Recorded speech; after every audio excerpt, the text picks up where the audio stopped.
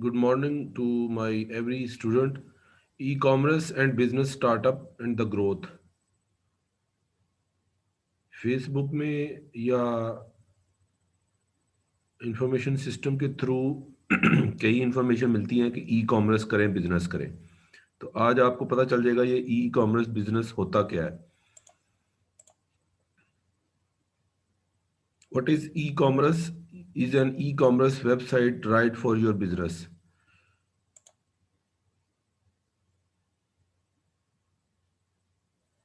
ऐसा बिजनेस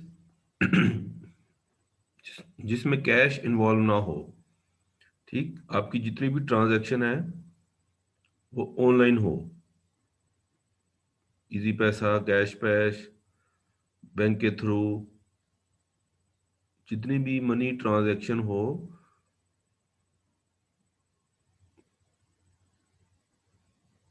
वो बैंकिंग के थ्रू, जैज कैश, इजी पैसा, जो भी आपके हैं, यू फोन, यू पैसा। पाकिस्तान में ये कल्चर है, बाकी आउट ऑफ कंट्री जितनी भी डिजिटाइज ट्रांजैक्शन होती है वो सारी ई कॉमर्स कहलाती है।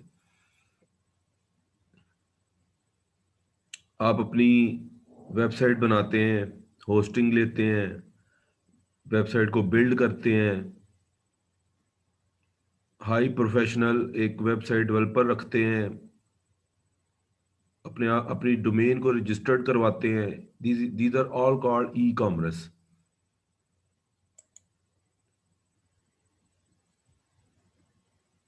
अच्छी साइट वो है, वो डेवलपर अच्छी साइट वो कहलाती है जो इजी टू यूज हो।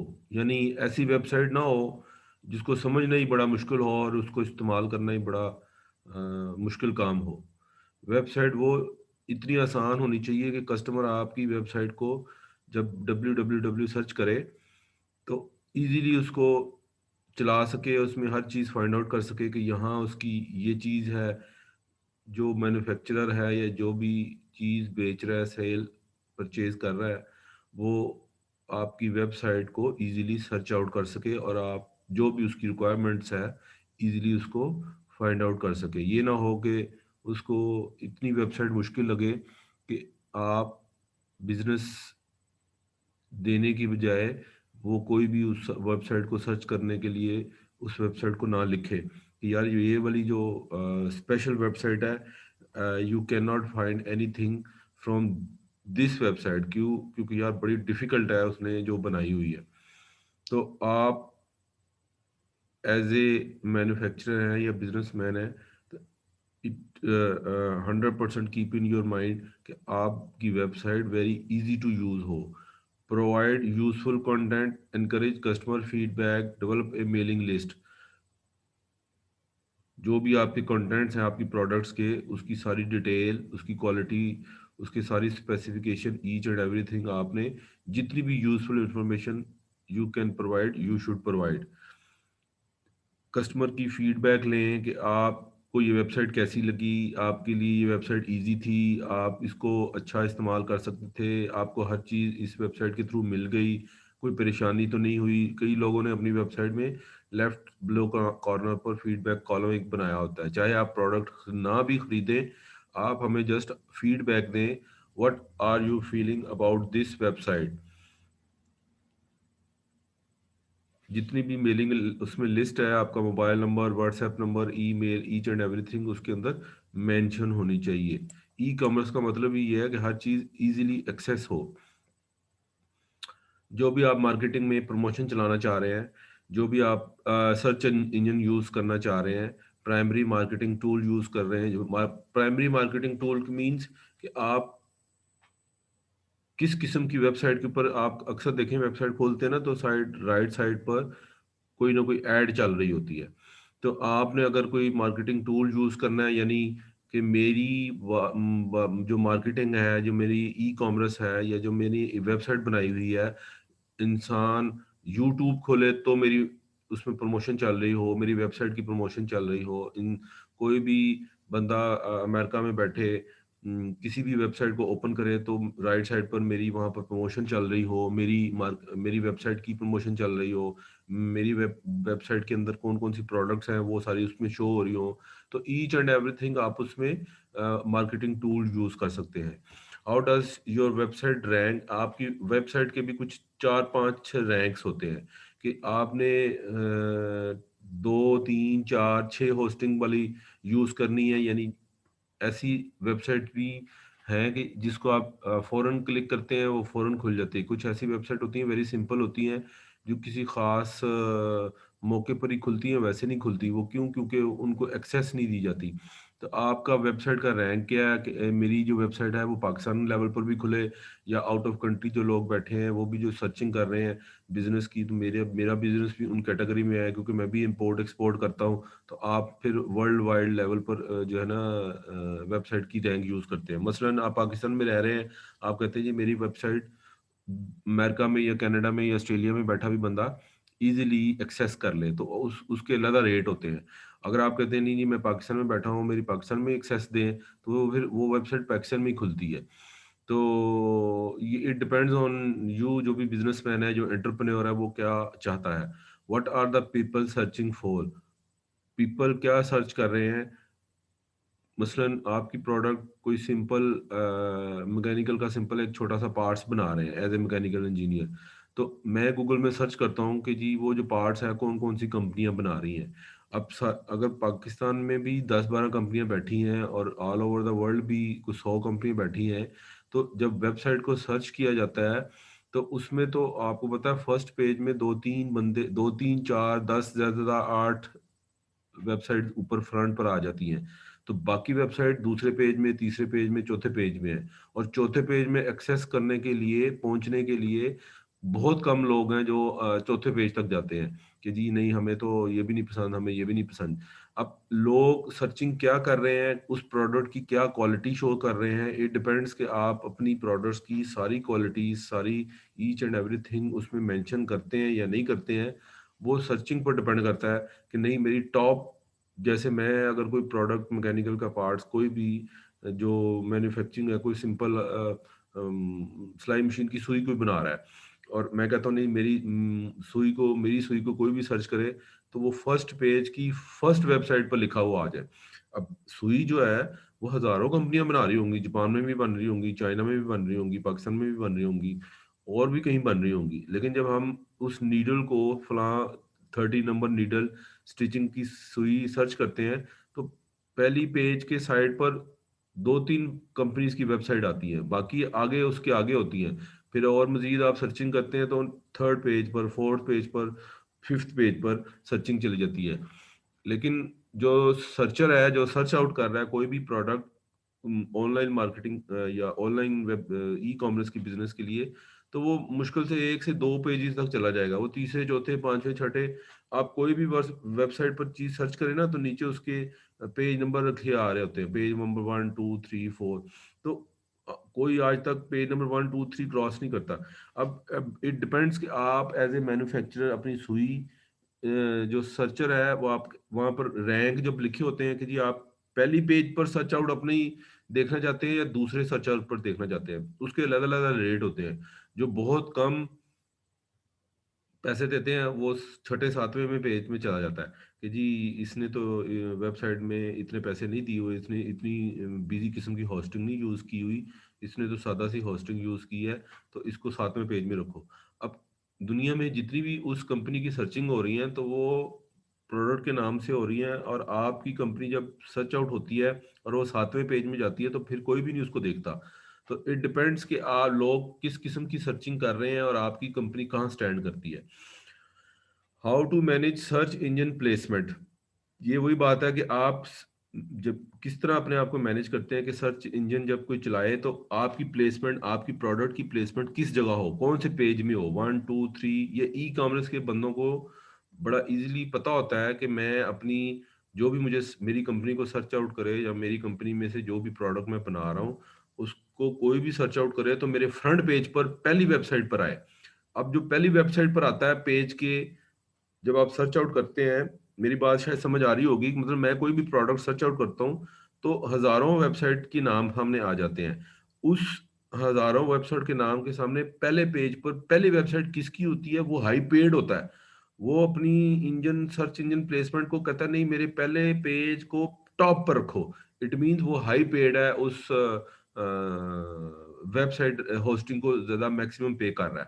तो इट डिपेंड्स कि आप अपनी वेबसाइट जो भी कोई सर्च करे दुनिया में कहीं भी बैठा हुआ है कि आप अपनी प्लेसमेंट कहाँ रखना चाहते हैं। तो ई कॉमर्स के लोगों को ये भी पता होना चाहिए कि मैं बड़ी ऑप्शंस होती हैं, पहले पेज में आए, दूसरे पेज में आए, तीसरे पेज की आखिरी लाइन में आए, तो आप उसको कहाँ पर शो करवाना चाहते हैं। तो the key components to successful search engine marketing for a website. Marketing की बहुत सारी वेबसाइट्स हैं। सर्च आउट करने के लिए आप किसी भी प्रोडक्ट को सर्च करें, ये ज़रूरी नहीं होता कि आप प्रोडक्ट लिखें और आप वो प्रोडक्ट सामने आप ही की कंपनी की प्रोडक्ट सामने आ जाए। हो सकता है आप प्रोडक्ट का नाम लिखें, चाइना की कोई कंपनी खुल जाए, कोई इंग्लैंड की खुल जाए, कोई जर्मनी की खुल जाए। आपको मैं सर्च करता हूँ तो मेरी क्यों प्रोडक्ट आती। तो ये मार्केटिंग के भी कई वेबसाइट्स के कई टूल होते हैं जो आपको साथ मेंशन करने होते हैं। जैसे मैं भी कोई टॉपिक सर्च आउट कर रहा हूँ, तो मैं उस टॉपिक के साथ मैं अपनी एक बात करने लगा हूँ, मैंने आज तक किसी को बताई नहीं है वैसे। बड़ा सीक्रेट्स पॉइंट्स होते हैं।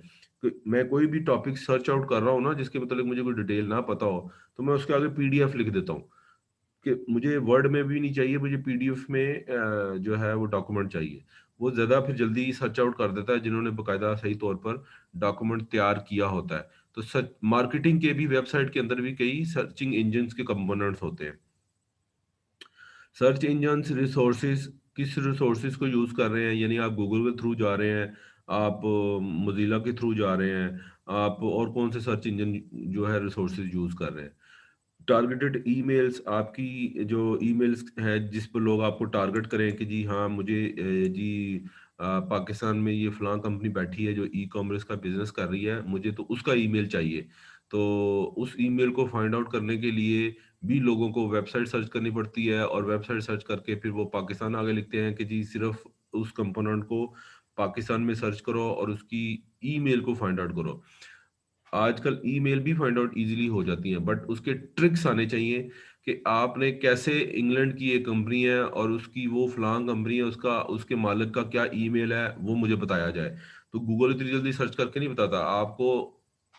उस कंपनी की जो इंग्लैंड में मौजूद है और वो ये प्रोडक्ट बना रही है और उसके मालिक उसका नाम ये है, मुझे उसका ईमेल चाहिए। तो उसको हम कहते हैं टारगेटेड ईमेल, कि मेरा टारगेट है उस ईमेल तक पहुंचना, क्योंकि मैं उस कंपनी की चीज़ को बड़ा अच्छा पसंद करता हूँ। तो मुझे उस मालिक को ही लिखना है कि मुझे ये प्रोडक्ट प्रोवाइड करे। बेसिकली ई कॉमर्स की बात हो रही है। तो टारगेटेड ईमेल का भी पता होना चाहिए कि टारगेटेड ईमेल कैसे फाइंड आउट की जाती है। बहरहाल, ये तो था थोड़ा सा ओवरव्यू। अब हम डिटेल में थोड़ा सा जाते हैं कि ये ई कॉमर्स होती क्या चीज़ है। E commerce is the sale of products and services over the internet. आप इंटरनेट के थ्रू अपनी जो भी प्रोडक्ट है वो सेल करते हैं, और या सेल करते हैं या सर्विसेज देते हैं।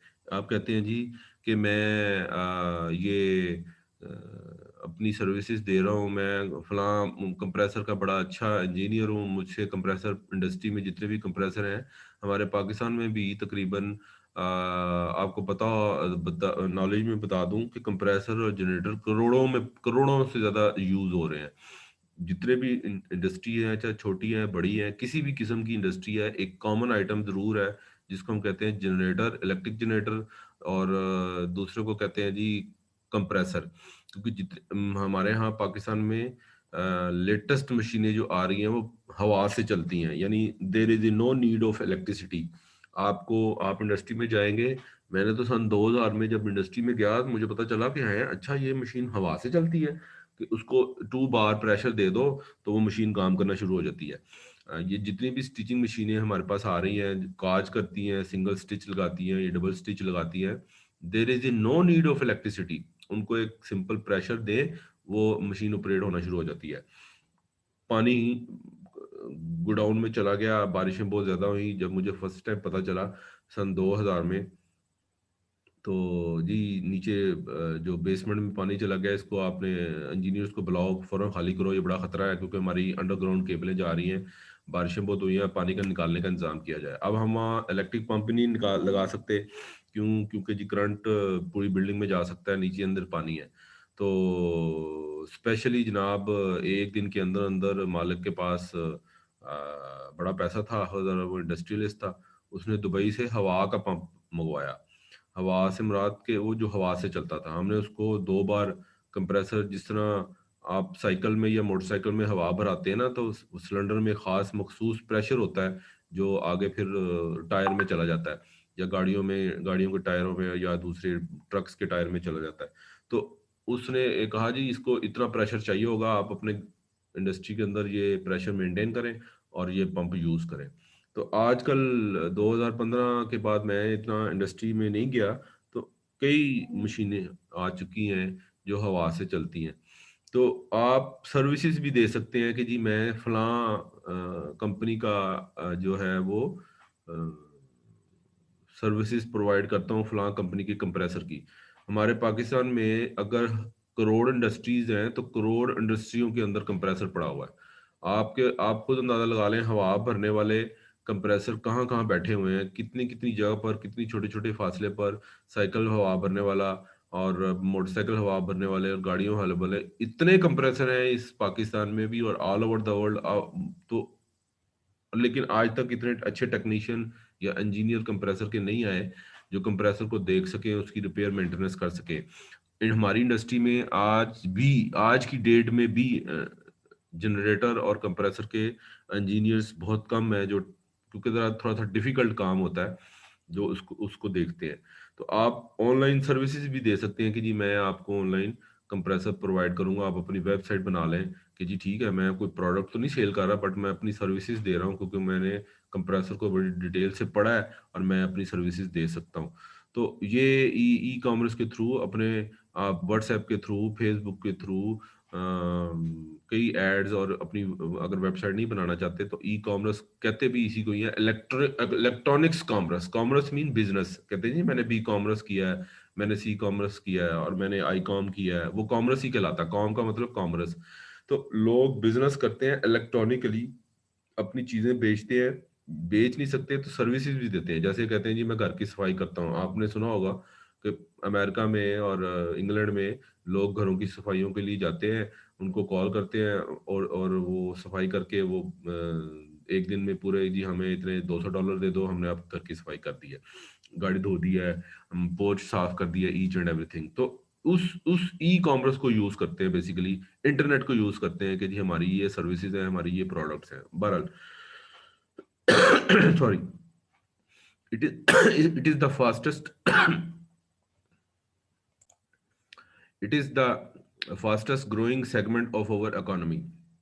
हमारी इकोनॉमी में ये एक ऐसा सेगमेंट है, एक ऐसा हिस्सा है जो बड़ी तेजी से ग्रो कर रहा है। यानी आपको पता है अब फेसबुक खोलें तो कोई ना कोई जरूर लाइव चला होता है, कोई पर्स बेच रहा है, कोई कपड़े बेच रहा है, कोई बर्तन बेच रहा है, कोई बुक्स बेच रहा है, कोई पेंसिलें बेच रहा है। मतलब इतना ये सेगमेंट ग्रोइंग हो रहा है, ई कॉमर्स इतनी तेजी से फैल रहा है, लोग घर बैठ के बिजनेस कर रहे हैं, औरतें कर रही हैं, बच्चियां कर रही हैं, जिनके माँ बाप नहीं है या जिनके सर पर कोई बैठा नहीं है तो वो घर में बैठे चीजें बेच रहे हैं।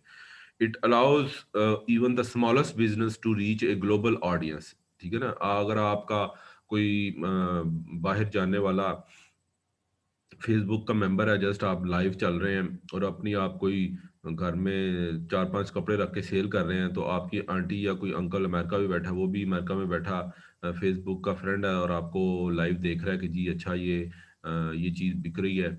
और अगर उसको पता है कि पाकिस्तानी कपड़ा बड़ा सस्ता मिलता है और अमेरिका में वो कपड़ा बहुत महंगा मिलता है, वो आपसे भी मंगवा सकती है, सिर्फ ट्रैवलिंग चार्जेस पड़ेंगे।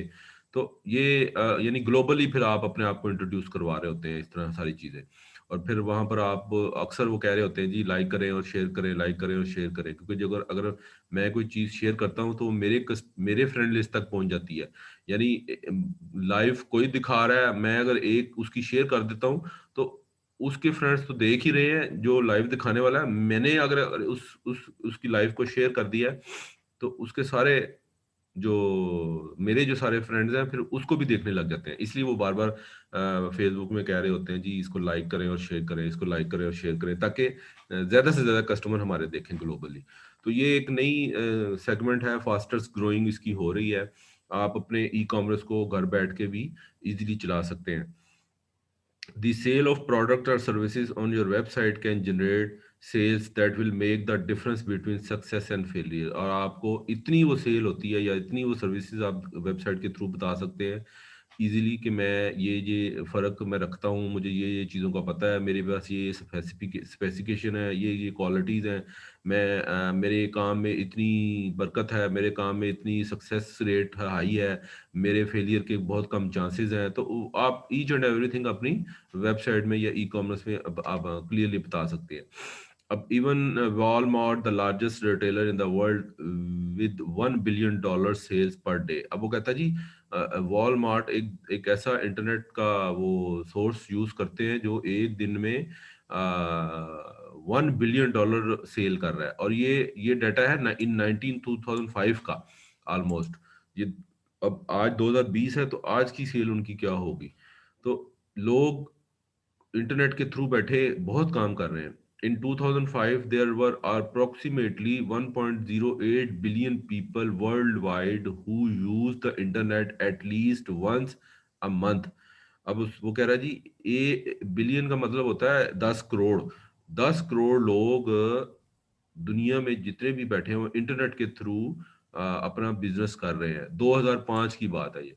तो और 2012 में ये 2.4 बिलियन हो गए, यानी 20 करोड़ लोग दुनिया में इन्वॉल्व हो गए। आज 2020 है, 2013 में ये 1.5 ट्रिलियन चला गया, जिसको हम कहते हैं खरब। करोड़, अरब, अरब के बाद खरब होता है, ट्रिलियन।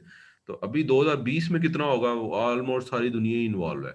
देखना, मैं कोई भी बिजनेस कर रहा हूँ, चाहे वो मोटरसाइकिल है, अब दराज में कितने लोग बैठे हैं, फिजिकल दुकानें भी हैं, दराज में भी अप्लाई किया हुआ उन्होंने। ठीक है जी, दराज में वो लोग हैं जिनके एक्चुअल में जॉब शॉप्स हैं, जो फिजिकली बैठे दुकान में अपना बिजनेस कर रहे हैं, उन्होंने दराज में भी अपने आप को रजिस्टर्ड करवाया हुआ है। लोग घरों में बैठे दराज में अप्लाई करते हैं और अपनी प्रोडक्ट घर बैठ के भी हासिल कर लेते हैं। जैसे ये अलक्रम वाले हैं, बोनांजा वाले हैं, इनकी दुकानें franchises all over the Pakistan खुली हुई हैं, बट उन्होंने ऑनलाइन शॉपिंग भी शुरू कर दी है। तो ये अब हर कोई इस ट्रेंड ई कॉमर्स की तरफ जा रहा है। Is an e commerce website right for your business. अब आपने ये देखना है कि क्या मैं जो भी ई कॉमर्स कर रहा हूँ, ई बिजनेस कर रहा हूँ, क्या मेरी वेबसाइट जो बनाई है वो मेरे बिजनेस के लिए काफ़ी है। ये अब आपने सोचना है as a engineer, as a businessman, as a entrepreneur, के मैंने जो वेबसाइट बनाई है क्या उससे मेरी काफ़ी बिजनेस चल पड़ेगा, मेरी लोगों को हर किस्म की सहूलियत मिल जाएंगी, लोग मेरे प्रोडक्ट्स की क्वालिटी से सेटिस्फाई हो जाएंगे, उनको कोई कंप्लेन होगी तो मैं अच्छी सर्विसेज दे दूंगा। तो आपकी जो वेबसाइट होती है उसमें हर चीज़ का सवाल का जवाब होना चाहिए। Probably much depends on the nature of your business. आप किस किस्म की नेचर का बिजनेस कर रहे हैं वो आपको वेबसाइट में बताना पड़ेगा। Website such as amazon.com, brains, noble have established their hold over the book market and their sheer size, the name recognition. आप उसमें साइज बताएंगे कि जी हाँ, मैं कभी 2 मूवियाँ भी चला सकता हूँ अपनी प्रोडक्ट की, मैं 3 मूवियाँ डिफरेंट भी चला सकता हूँ, मैं खाली तस्वीरें दिखा सकता हूँ। क्योंकि ये डिफरेंट जीबी के साइज होते हैं कि जी आपको 2 GB की वेबसाइट चाहिए, 4 GB की चाहिए, क्योंकि उसके उतने ही चार्जेस होते हैं। फिर आपको 10 GB की वेबसाइट चाहिए, क्योंकि आपने उसमें मूवियाँ भी चलानी है, कोई डाटा भी स्टोर करना है, लोगों का फीडबैक भी नोट करना है, क्योंकि वो फीडबैक जब आ रहा था पीछे जीबी पर आपके साइज होना चाहिए, आपके पास इतनी स्पेस होनी चाहिए कि लोगों का फीडबैक उसमें आता रहे। तो इट डिपेंड्स आप मार्केट में कौन सी साइज की वेबसाइट यूज करते हैं। अब जैसे ये amazon.com है, ये इनके पास मैक्सिमम इन्होंने पता नहीं कुछ 1000 GB की वेबसाइट बनाई हुई है। कितने लोग पूरी दुनिया से amazon.com लोग कॉन्टैक्ट कर रहे होते हैं, फीडबैक दे रहे होते हैं, वेबसाइट खोल के देख रहे होते हैं। तो ये सारी की सारी चीज़ें उस पर डिपेंड करती हैं।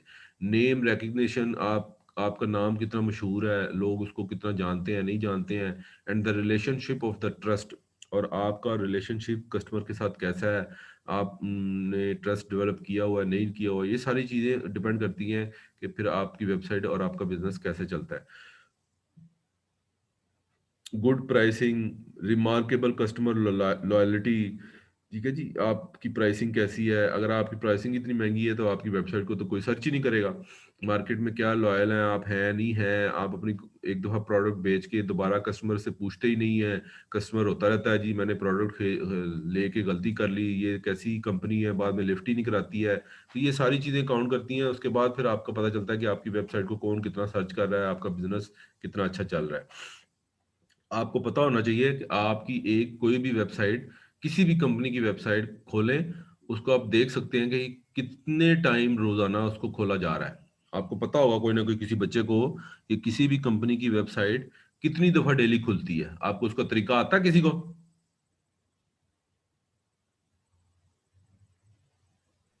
No sir. No sir.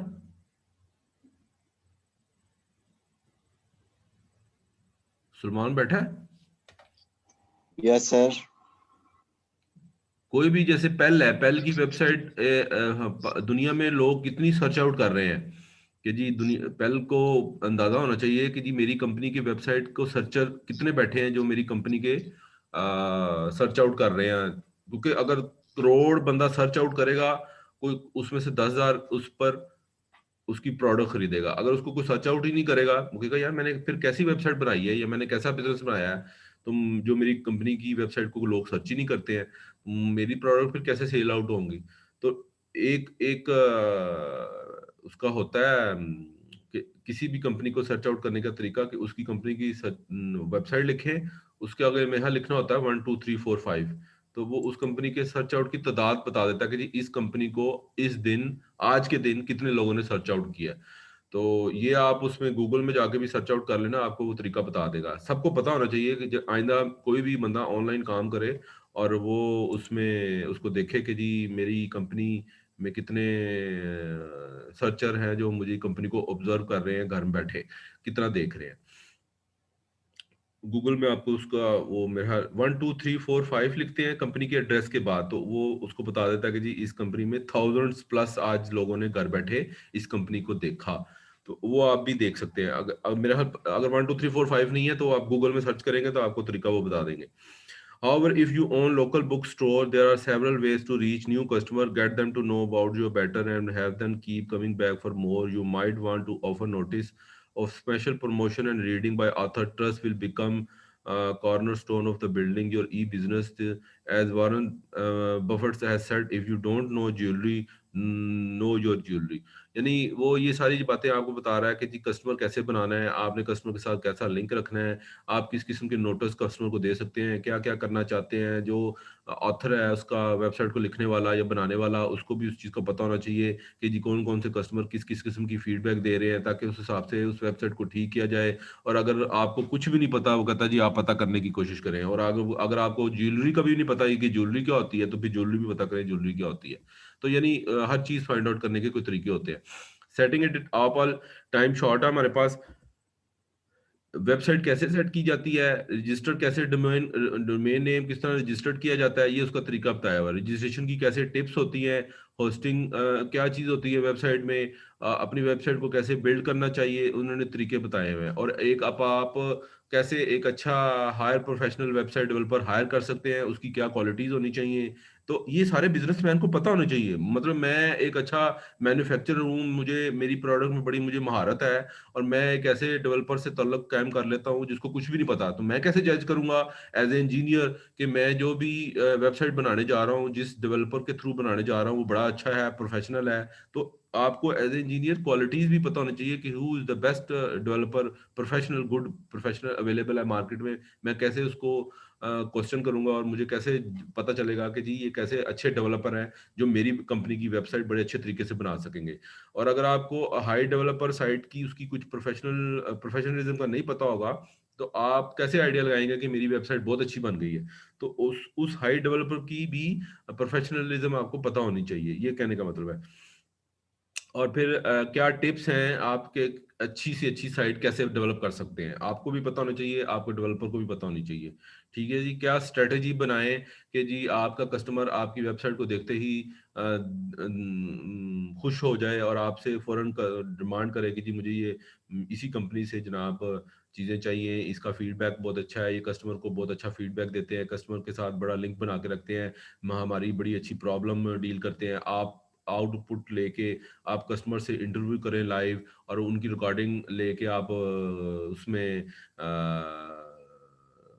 Website के अंदर डालें। अक्सर आपने देखा होगा ये जो क्या नाम है एरियल वाले हैं, वो वसीम अकरम उसका ऐड दे रहा होता है कि जी कौन इस एरियल का चैलेंज कबूल करता है, तो वहाँ पर लेडीज होती हैं और वो फिर लाइव दिखा रही होती हैं वो वीडियो में कि जी हाँ जी हम तो नहीं इसको मानते, तो वसीम अकरम कहता है जी मैं आपको इसका चैलेंज कबूल करके दिखाता हूँ। तो आप कोई भी किसी भी तरीके से कस्टमर को फीडबैक फॉर्म बना के, गूगल फॉर्म बना के आप उससे फीडबैक ले सकते हैं। आप अपना कोई भी स्ट्रेटजी बना सकते हैं और ऑनलाइन सर्वे लेके कस्टमर से फीडबैक ले सकते हैं कि जी मेरी वेबसाइट आपको कैसी लगी, आप इसमें क्या बेहतरी चाहते हैं, मेरी प्रोडक्ट आपको कैसी लगी, मेरी प्रोडक्ट की डिलीवरी अच्छी थी, मेरी प्रोडक्ट की क्वालिटी आपको अच्छी लगी, उसमें कोई ब्रेकअप तो नहीं था, कोई ब्रोकन तो नहीं हुई, आपको मिली टूटी हुई चीज़ तो नहीं मिली, मैं आपको रिप्लेस कर दूंगी या कर दूंगा। इस तरह की आप अपने आप जितना भी सेटिस्फाई उस वेबसाइट के थ्रू कर सकते हैं, आपको वो सारी स्ट्रेटजी पता होनी चाहिए। फिर ऑनलाइन आप मार्केटिंग कैसे करते हैं और ऑनलाइन ऑनलाइन आप प्रमोशन कैसे चलाते हैं, ये सारी की सारी चीज़ें हैं उसमें। और कौन सी चीज़ें करनी चाहिए और कौन सी चीज़ें नहीं करनी चाहिए, कौन सी कंपनी ज़्यादा डूज कर रही है और कौन सी डोंट्स कर रही है, यानी कौन सी हमें ई कॉमर्स के थ्रू काम करने चाहिए जिनको हमें प्रायोरिटी देनी चाहिए और कौन से ऐसे काम हैं जिनको हमें प्रायोरिटी नहीं देनी चाहिए। और ये पहली साइड में डूज वाली चीज़ें लिखी हुई हैं और दूसरी स्लाइड में डोंट्स वाली चीज़ें लिखी हुई हैं कि हमें ये काम अपनी वेबसाइट पर नहीं करने चाहिए जो कि लोगों को बुरा फील होता है, उससे आपका बैड इंप्रेशन जाता है आपके बिजनेस का। तो एज ए एंटरप्रेन्योर आप अच्छे तरीके से कामयाब नहीं हो सकते। ठीक है, आसान है लेकिन कोई इतना मुश्किल नहीं है, छोटी छोटी चीज़ें हैं। ठीक है बच्चों।